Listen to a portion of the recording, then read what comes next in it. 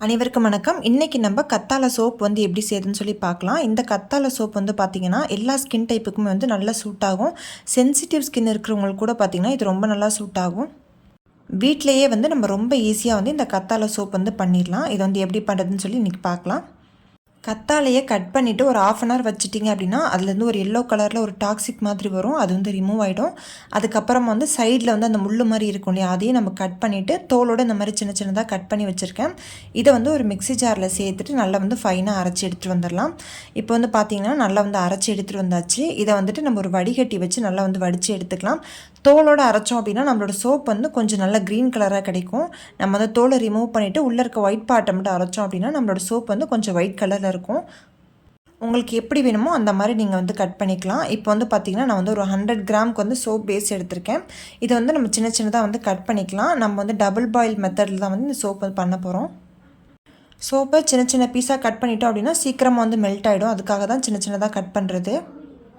ஒரு பாத்திரத்தில் தண்ணி வச்சுருக்கேன். தண்ணி நல்லா சூடாகட்டும். தண்ணி சூடானதும் அதுக்கு மேலே நம்ம கட் பண்ணி வச்சுருக்கோம் இல்லையா அந்த சோப் பேஸ், அதை வந்து அந்த சூடான தண்ணி மேலே வைக்கணும்.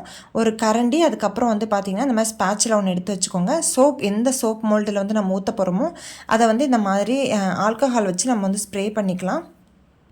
இதுக்கு பேர் வந்து ரப்பிங் ஆல்கஹால். இப்போ தண்ணி வந்து நல்லா சூடாயிருச்சு. இதுக்கு மேலே வந்து நம்மளோட சோப் பேஸை வந்து வச்சிடலாம். இந்த மாதிரி பாத்திரம் வந்து கொஞ்சம் கரெக்டாக இருக்கணும். ரொம்ப உள்ளே போகிற மாதிரி இருக்கக்கூடாது. நம்மளோட சோப் பேஸ் வைக்கிற பாத்திரத்தோட அடியில் இருக்க பாத்திரம் வந்து கொஞ்சம் பெருசாக இருக்கிற மாதிரி வச்சுக்கோங்க. இப்போ பார்த்திங்கன்னா நம்ம வச்ச உடனே வந்து பார்த்திங்கன்னா சோப் பேஸ் வந்து நல்லா வந்து கரைஞ்சி இந்த மாதிரி லிக்விட் ஃபார்முக்கு வந்துடும். ரொம்ப கிண்டக்கூடாது, நுரை வந்து ஃபார்ம் ஆகும். கடைசியாக நம்ம எடுத்து வச்சுருக்க ஆலோவேரா ஜூஸ் வந்து ஊற்றிக்கலாம். இது வந்து பார்த்திங்கன்னா 100 கிராம் சோப் செய்ய போகிறீங்க அப்படின்னா அதுக்கு வந்து ஒரு 5லேருந்து 6 கிராம் அளவுக்கு நம்ம ஆலோவேரா ஜூஸ் ஊற்றினா போதும். எந்த விதமான கலர்ஸ் எதுவுமே நம்ம சேர்க்கல. நான் சோப் வந்து பார்த்திங்கன்னா ஒரு க்ரீன் கலராக வந்திருக்கு. இது கூடவே பார்த்திங்கன்னா நான் வந்து வாசனைக்கு வந்து ஒரு 5 ட்ராப்ஸ் அளவுக்கு வந்து நம்ம எசென்ஷியல் ஆயில் வந்து ஊற்றிக்கலாம். உங்களுக்கு வந்து ஸ்மெல்லாம் எதுவும் வேண்டாம் அப்படின்னா இதை வந்து நீங்கள் ஸ்கிப் பண்ணிடலாம். இப்போ ஏற்கனவே நம்மளோட மோல்டில் வந்து நம்ம வந்து ஸ்ப்ரே பண்ணி வச்சுருந்தோம் இல்லையா, எந்த மோல்டில் வந்து ஊற்ற போகிறோமோ அந்த மோல்டில் வந்து நம்ம ஊற்றிக்கலாம்.